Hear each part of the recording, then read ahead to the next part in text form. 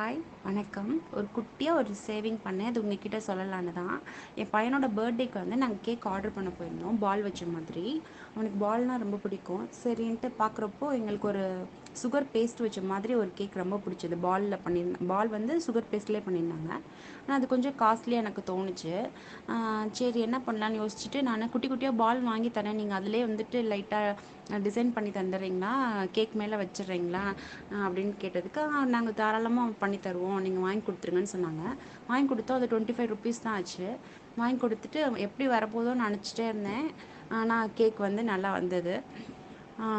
அடுத்து அதே மாதிரி என் பையன் கேக் வாங்கிட்டு வந்தோடனே அந்த பாலை தான் எடுத்தான். இதே இது நம்ம சுகர் பேஸ்ட் வச்சு பண்ணியிருந்தோமா, சாப்பிட்ருவாங்களோ, சரியாக சாப்பிட மாட்டாங்களோ, அங்கே எங்கேயும் போட்டுருவாங்களோன்ட்டு வேற தோணிகிட்டே இருக்கும். அதான் சரி, இது நல்ல ஐடியாவாக இருக்குன்னு எனக்கு தோணுச்சு. இது உங்களுக்கும் அப்படி நல்ல ஐடியாவாக தோணுச்சுன்னா என்னோடய வீடியோவை லைக் பண்ணிக்கோங்க.